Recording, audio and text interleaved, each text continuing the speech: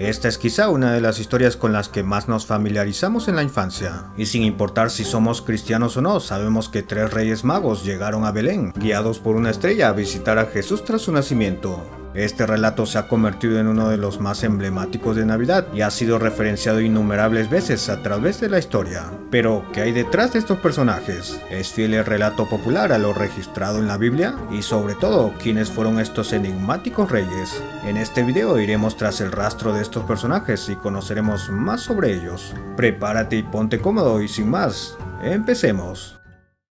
Según los relatos bíblicos, solo en el Evangelio de Mateo se hace mención sobre ellos, esto sin precisar sus nombres y tampoco si se trataban realmente de reyes. Otro detalle es que tampoco se menciona que fuesen 3. Verán, este evangelio cuenta que unos magos provenientes de Oriente llegaron a Jerusalén y preguntaron por el rey de los judíos que había nacido y que iban a adorar. Entonces el rey Herodes, en ese momento rey de Judea, tomó esto con gran preocupación y mandó a llamar en secreto a los magos para interrogarlos. Poco después los mandó a Belén y les hizo prometer que cuando encontraran al recién nacido le avisaran para que él también pueda adorarlo. Es así que partieron y guiados por una estrella llegaron hasta donde el niño Jesús, quien se encontraba con sus padres María y José en un establo. Los magos en ese momento se postraron ante él y le ofrecieron presentes, oro, incienso y mirra. Luego de esto debían volver donde Herodes, tal como lo acordaron. Sin embargo, fueron avisados mediante un sueño de la verdadera intención de Herodes de acabar con la vida del niño, así que estos decidieron volver a su tierra por otro camino. Como ven, son pocos los detalles sobre ellos. Sin embargo, existen otros registros como es el caso de los evangelios apócrifos, que nos darían algunos detalles más. Se señaló por ejemplo que el término mago es equivalente al de astrólogo, es decir, un sabio que puede interpretar el movimiento de las estrellas y predecir acontecimientos. Otro detalle recogido en el siglo III por el padre V VII Tertuliano fue sobre la nobleza de estos personajes. Resulta que este creyó ver una mención a los 3 reyes en el Salmo 72 del Antiguo Testamento. Este decía lo siguiente: que los reyes de Saba y Arabia le traigan presentes, que le rindan homenaje todos los reyes. Es después de esta conclusión en la que se estableció que estos personajes habían sido reyes. Antes de esto, ya sea por sus regalos o por las representaciones que se hacían sobre ellos, se consideraba que simplemente eran personas ricas. Es aquí donde la percepción de los magos como reyes, más que como astrónomos, empezó a tener lugar. Por otro lado, el número 3 es vinculado a la Santísima Trinidad, y siendo 3 los regalos que recibió Jesús, es posible que también se haya llegado a la conclusión en ese mismo siglo de que fueron 3 los reyes que lo visitaron. Antes de esto, según otras versiones, se aseguraba incluso que eran 12.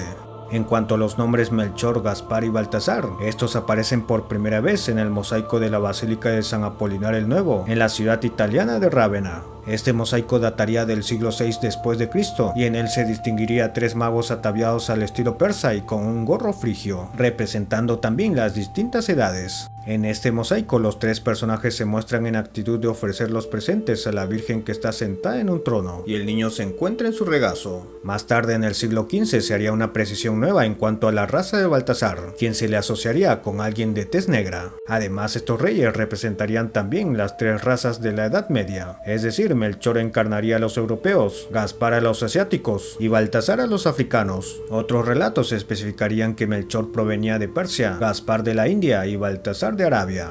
Estas diferenciaciones vendrían de la mano de la intención de simbolizar la universalidad del cristianismo. Antes de esto, en la Edad Media, el color negro, salvo algunas excepciones, generalmente era rechazado debido a que se pensaba que era el color del demonio y el infierno. Es así que la figura de este rey negro recién empezaría a ser habitual a finales de la Edad Media y a lo largo del siglo XV.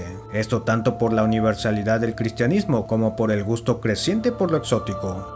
Hasta este punto es claro que estos personajes, de los que en un principio no se sabía quién y cuántos eran, ahora estaban ganando una mayor atención. De hecho, se creía, según un manuscrito del siglo XIII, que estos magos eran capaces de proteger contra la epilepsia, y con una oración que incluía sus nombres, se podía sanar a un enfermo. Otras tradiciones, como escribir las iniciales de los Reyes Magos en las puertas de las casas y establos el 6 de enero, aseguraban la protección de personas y animales contra demonios y brujas. Este culto a los reyes, que habría tenido una gran relevancia en la Edad Media, empezó a verse reflejado en el arte, alcanzando su máximo esplendor en el Renacimiento. Maestros como Botticelli o el Bosco y muchos otros representaron la escena de estos personajes ante el recién nacido Jesús, pero existe una gran variedad de relatos sobre ellos. Por ejemplo, una leyenda leyenda cuenta que después de la resurrección de Jesús, el apóstol Tomás encontró a los Reyes Magos en el reino de Saba. En esa oportunidad, él los bautizó y los consagró como obispos. La historia, sin embargo, no termina bien para ellos, ya que en el año 70 habrían sido martirizados y sus restos se depositaron en un mismo sarcófago. Se cuenta que Santa Elena fue a buscarlos y encontró sus restos. Entonces los trasladó a Constantinopla. Posteriormente, el emperador del Sacro Imperio Romano Germánico, Federico I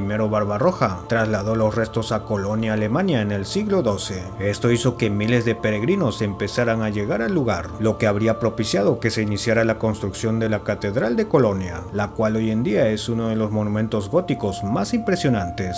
Justamente existe hasta hoy el llamado relicario de los Tres Reyes en la Catedral de Colonia. Este contendría, según la tradición, los huesos de los Tres Reyes. El relicario es un sarcófago triple y dorado, finamente decorado y colocado encima y detrás del altar mayor. Dicho sea de paso, se le considera el relicario más grande del mundo occidental. Y bueno, hay muchas otras leyendas alrededor de estos personajes, incluso algunos que hablan de un cuarto rey mago. En fin, en lo que parece no haber duda es en el regalo de los reyes, que en el Evangelio de Mateo son descritos claramente. En cuanto a esto, sin embargo, existen algunas teorías, sobre todo sobre lo que representan. Se piensa por un lado que estos tres regalos son ofrendas ordinarias que se le daban a un rey. La mirra se usaba como un aceite de unción, el incienso como perfume y el oro como un bien valioso. Por otro lado, hay quienes encuentran un simbolismo mucho más profundo detrás. El oro simboliza la realeza en la tierra, el incienso sería un símbolo que representaría la naturaleza divina, y la mirra que se usaba para embalsamar a los muertos representaba el sufrimiento y la muerte futura de Jesús.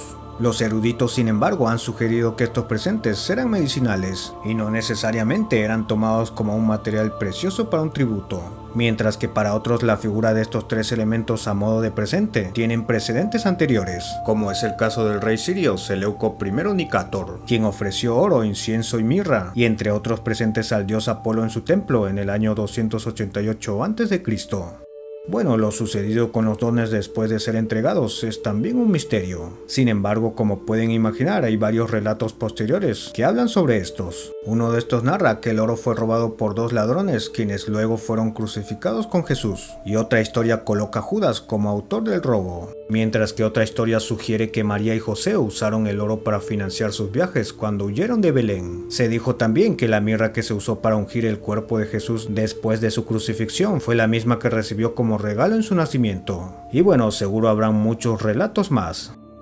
Actualmente en muchas partes del mundo, el 6 de enero se celebran festividades relacionadas con los Reyes Magos. Innumerables tradiciones que consisten en diferentes actividades como hacer regalos a los niños, cabalgatas, representaciones y entre otros. No hay duda que estos personajes, de los cuales aún se sabe muy poco, han tenido una fuerte presencia en la tradición cristiana y se han convertido en íconos representativos de la Navidad, un ejemplo de cómo muchas de nuestras tradiciones han ido evolucionando a través de la historia. Cuéntame qué es lo que más te sorprendió sobre estos datos, y de paso puedes dejar una sugerencia para un próximo tema, o usa la caja de comentarios. Recuerda que si este video fue de tu agrado, dale un generoso like y compártelo para que más gente lo vea. Sígueme en todas mis redes para hacer que esta comunidad crezca más y más. Todos los links los dejaré en la descripción. Y si esta es la primera vez que te cruzas con un video mío, te invito a que te suscribas y actives todas las notificaciones. Te aseguro que no te arrepentirás. Sin más, gracias por escucharme y nos vemos hasta un próximo video. Hasta pronto.